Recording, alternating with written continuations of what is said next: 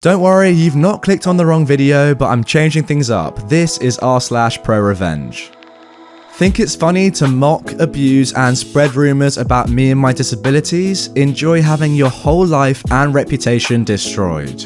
Let's start off with some background. Now this will be important for the story. So when I was born, I had a bilateral cleft lip and palate, so I couldn't speak clearly until I was 11 years old. And even then, my speech wasn't the clearest to understand due to the number of surgeries I had to repair my lip and palate. I'm around 14 at this point. I also had pretty wonky front teeth throughout most of my first 2 years of school until I got braces, which made a huge difference to my appearance. I was also diagnosed with Asperger's syndrome when I was 7, which made it harder for me to communicate with people of my own age.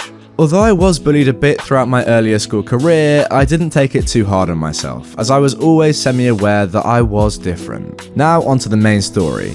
So, when this whole ordeal started nearly 9 years ago, I had just started secondary school, which is high school for the Americans, and finished only a week ago. As mentioned earlier, my early school career didn't have too much bullying, but this would be nothing compared to what I had to endure throughout secondary school, which is the last 7 years for my American friends. So on my first day, I entered the classroom and sat next to this one guy who I have become very good friends with even still today. As mentioned, I have Asperger's, so I was quiet for a few moments until he made conversation about which school I came from. After a while, I can't remember how the conversation developed, but I asked my good friend what his interests were, and he said that he was interested in weapons and the military. This will play a crucial role in the revenge part of the story, and this took my interest. And then in comes Kyle and his homies. Even with my Asperger's, I got a bad vibe of him as the bully boy sort, but even at this stage, I never thought he would brutally harass and bully the crap out of me. Anyway, the first 2 weeks of secondary school went smoothly, but that's where Kyle started his crap. He would start off with minor things such as things I had in primary school, but this quickly escalated into verbal and physical things including the following: slaps on the head, rumors, threats to grievously harm me. As I know, we were a group of 11 to 12-year-olds, petty theft, and the list could go on forever. To start with, I just took it as it came, as it was still the start of a new place. Come half term, we moved into a new building as our buildings were really shabby, but this unfortunately gave Kyle more reason to harass me. This sort of bullying would keep going throughout my first 2 years. However, Kyle really upped his game in year 9. At this point, his group of Kyles and Karens had increased to people across several year groups, who would continuously mob me at every opportunity they could, making the rest of my school career a living heck.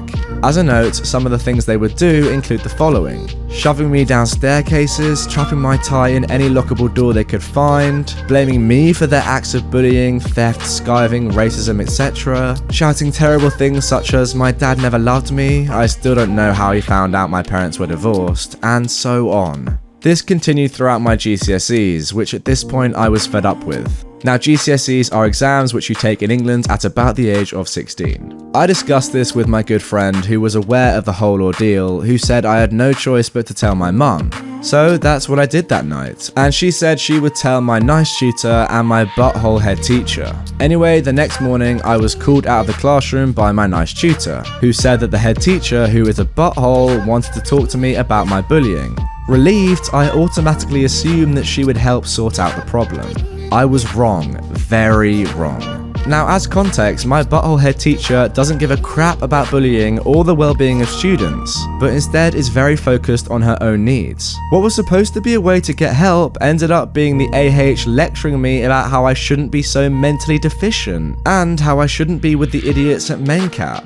In case you're wondering, MenCap is a charity who help out those with moderate to severe learning difficulties, neither of which I had. She also read out a list of accusations from Kyle's butthole parents, as well as the butthole parents from the other Kyles and Karens with things that never even happened in the first place. After all of this, my butthole headmaster then went on to suspend me for the rest of the term. This was on the last full week before Christmas, for wasting her time and for the accusations she didn't even look into. This conversation will also become crucial in the story. Upon returning after the holidays, I was welcomed with warm greetings from my good friend, nice tutor, and the majority of my class, except Kyle. Since my meeting with the butthole head teacher, he'd come up with a plan with his crew to make my school career even worse, to the point of stalking, threats of arson, murder, rape, etc. What? Throughout this time, my good friend kept my morale high and helped me pass my GCSEs, and I hoped this would be the end of Kyle's torture. Wrong. It turned out that him and his group of Kyles and Karens deliberately chose the same A-levels as me in sixth form so they could continue to take their extreme trash out of me for another 2 years. As a note, I did computing, which will be crucial in the Revenge, a BTEC in construction and the built environment, also crucial, and physics and maths. No matter how many times I told my good friends, my parents, and my nice tutor, the butthole head teacher would always take the side with the Kyles and Karens, making me more annoyed each time, and even give me punishments that were either made up by her or one of the Kyles or Karens, always about cleft or Asperger's. Now fast forward to the last day of year 13, which is the last year of secondary school. It's a tradition at my school that people come in fancy dress. I was semi-hoping for a fun day with some fantastic costume. Trust me, some people put in a lot of effort. But as I predicted, Kyle and his crew of Kyles and Karens came in with the most phallic things you could possibly imagine. As an idea, imagine if your school became a strip club, porn set, castle dungeon, concentration camp, and gulag all at once. Even the rest of the year group were disgusted, let alone the teachers and the younger year groups. Now my school has a policy that you're not allowed to wear anything inappropriate, but for some obscure reason, my butthole head teacher was absolutely fine with it, which then led to a hexstorm of complaints from parents, staff, and even locals who saw them walk to school. Despite all of this, they were somehow still allowed to go to prom. Oh, and the icing on the cake for me? Kyle and one of his Karens were named prom king and queen, and this was the final straw. Let's get into the revenge. Now, after 7 years of relentlessness from Kyle and his crew, I had just about had enough of this bully. But there was no way I was going to let him get away with it, not after what he had done to me. Besides, given that the butthole head teacher hadn't remotely helped me, I wanted to go big. So I started off with doing petty revenge, such as doing to him what he had done to me, spamming his social media. Of course, this didn't work, so I had to go big. Supernova revenge time. At this point, this was mid-September, so Kyle had started at university to do a degree in medical engineering under a scholarship at Oxford University, the UK's top university by the way, which really annoyed me, as I knew he was the wrong type of guy to go to uni, but then I had a light bulb moment. Remember that I did computing at A-level? I realised that I could use this to my advantage, so I told my parents that I was going to Oxford to meet up with my good friend. Little did they realise that I was going to hack into Kyle's uni email account. With a bit of help and guidance, my good friend who was doing computing at nearby Oxford Brookes Uni, I managed to hack into Kyle's account, where I spent the next few weeks monitoring his most important contacts, i.e. tutors, lecturers, head of college, etc. Now, one thing that I didn't tell anyone is that I recorded everything Kyle and his crew had ever said and done to me, and I even took photos of the bruises, grazes, and various other injuries they had done to me. So after a long night of uploading and compiling photos and audio, as a note I had several thousand photos and several gigabytes of audio, I sent them off to the most important people at the college Kyle was at, doubting I'd even get a response. The following day, I got a call from the head of college saying that he'd seen the email and he wanted to call me for clarification. I explained in detail everything that happened, and I also gave him my friend's number so he could act as witness to it. He thanked me for the information and said he would look into it. Again, I doubt anything would even happen to Kyle. The following week, I get an email from the same guy saying that Kyle was permanently expelled from applying to any college at Oxford University. He then went on to contact other universities that had medical courses to tell them not to accept him because of his dangerous behaviour. I was absolutely over the moon about this, so I called my good friend about the news and we celebrated with a few pints. Around the October time, I was the only person in my house with my good friend and Kyle's ex when I heard a loud knock and someone shouting, "Open the fucking door!" I knew straight away it was Kyle trying to get me back for what I did to him over the last year and a bit. He shouted a bit more, but my good friend then had the idea to put on my dad's suit and pretend to be a lawyer of mine. And if Kyle didn't leave the property quickly, he'd be sued for trespassing and harassment. Boy, you should have seen him run, but not after smashing my window with a brick and knocking down the wall at the front. It was at this moment that I needed to take my revenge further. Remember how I mentioned that my friend was interested in weapons and the military? I suddenly remember that my good friend's dad works in the military at a nearby barracks, so I proposed to my good friend and Kyle's ex about my plan, and they were both 100% in on it. As a side note, we all have firearms licenses, so we're not doing anything illegal by what we're doing, but our plan will be very risky. Now remember that I did a BTEC in construction? My good friend then had the idea that we could make our own weapons alongside military grade weapons from his dad. So after a few weeks of planning and getting the relevant training, myself, my good friend, Kyle's ex, and a few of our other good friends make our way to Kyle's house when his whole family were out with a military truck, flamethrowers, petrol cans, guns, full face masks and suits, and of course our own weapons. We deliberately chose a time where they were all out and the neighborhood was virtually empty, so there was a very little chance of us being identified.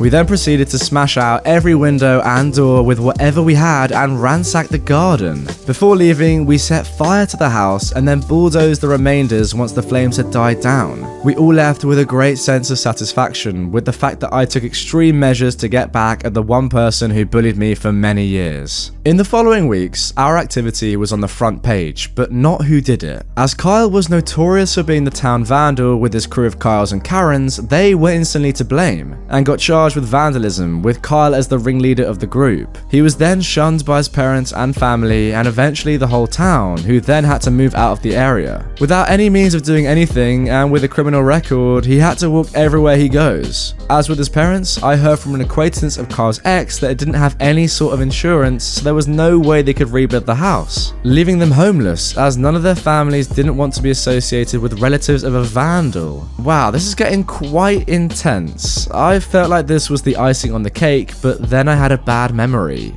My butthole head teacher.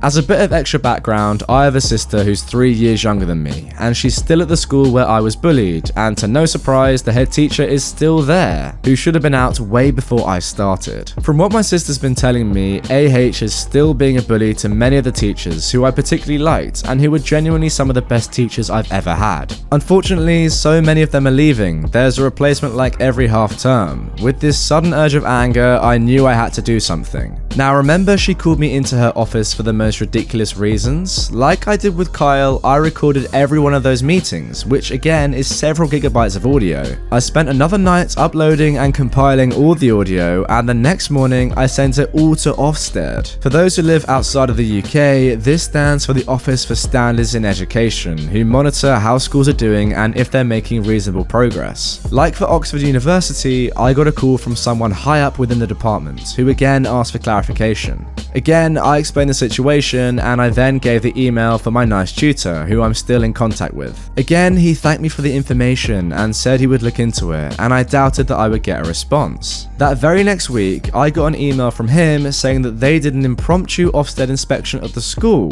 and because they were put in special measures, the lowest rating, my butthole head teacher was sacked, mostly because of the report, but also because of the huge number of complaints about her, ranging from everything from blackmailing and theft to attempted sexual assaults of a minor and inappropriate touching. I knew that she was pretty much done for, and I thought that would be the end of it, until I got a letter asking me to come to court. It turns out that the school I went to wasn't the first school that she ran into the group. She's worked in half a dozen schools in her nearly 60-year career, and they were all speaking out about her after hearing about the complaints. Her sentencing was only a couple of weeks ago, but she was barred from working with children ever again in any work list and put on the sex offenders list for life. And icing on the cake, she was given 40 years no parole. She was also disowned by her family, so she will die a paedophile and a loner. What the heck? After telling my good friend, we both partied hard that night with members of staff who taught us while we were there, including my nice tutor.